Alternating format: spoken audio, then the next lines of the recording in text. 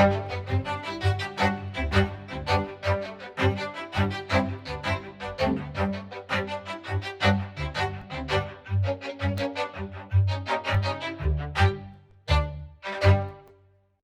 everyone, welcome to the School of Shabs. I wanted to say that I'm taking the next month to rest and for some self-care, as self-care is not selfish. But I did not want to disappoint my viewers, so I'm posting a video sharing a cocktail. By this, I mean a medley of tips from the School of Shabs, including some unseen footage, a short video on how not to conduct supervision, and just a snippet from a podcast I did on supervision. Thank you for all the love and support you've shown me.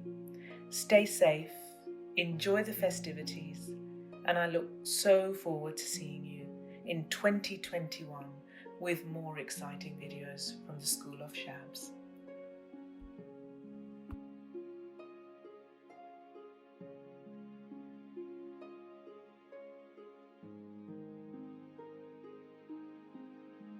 So, have you thought about bringing supervision out of the conference room into a natural environment? There is lots of research suggesting the benefits to one's well-being being in a natural environment, just the beauty of nature. A student once said to me, the most memorable supervision that she had with me was one that we had sitting on the green grass outside of the office, but away from the office. And when I asked her, what was it about that supervision that made it different or most memorable for you? There were 4 things she said to me. The first was that she felt more relaxed. The second was that there was sparks of creativity that she felt she didn't feel being in a confined space. She also said that there was a positive energy that she could feel, which was different from when in the office. And the last thing she said to me was that she really enjoyed it. Now, what's wrong with enjoying supervision? I want both the supervisor and the supervisee to put those 2 words together. Supervision and enjoyment.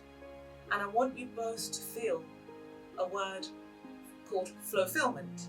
Something I became familiar with when I attended a brilliant training by the counsellor Myra Khan, and I really recommend her TED Talk.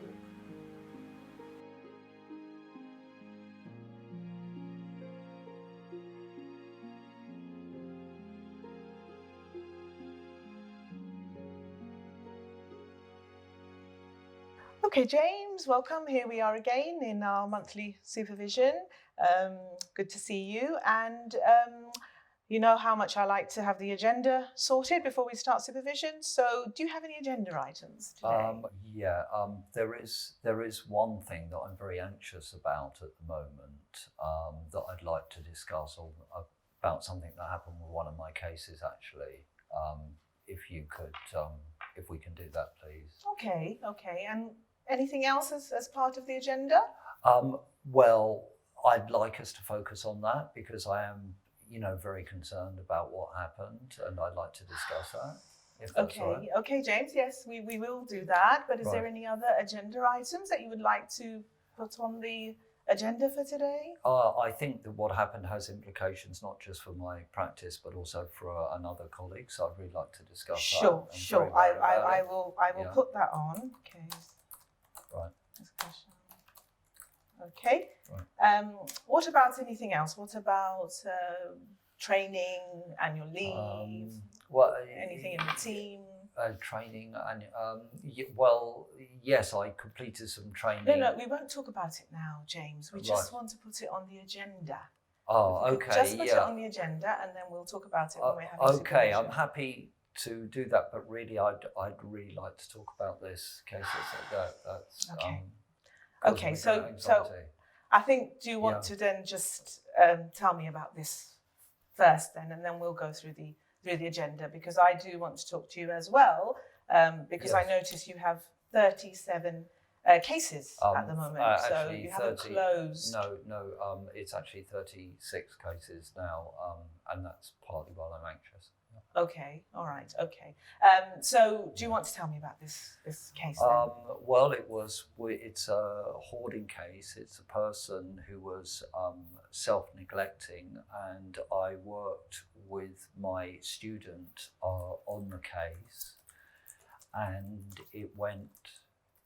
it didn't go very well, and unfortunately the student got some form of bacteria in her eyes, and she's been off work for the last week and a half, and I'm quite concerned about what she's been telling me. She's had to go to Moorfields. So you're just telling me this now? She's been off for a week and a half? Yes. And does her university know? I mean, what's the university thinking? Have they... Yeah, but if I can just finish, the other thing that's worried is the gentleman concerned has unfortunately actually died just after the clear out. So I'm very worried about that and the context in which that happened. Okay, and have you been in touch with the university? University. Have you filed an incident report for the student? No. I did send you an email when it had happened, but I didn't actually do an incident report. Okay, I didn't see that email. Right. Okay. Do you mind if we come back to this? I'd really like to talk about some of your other work, James. Well, okay, but I am very, very anxious about this.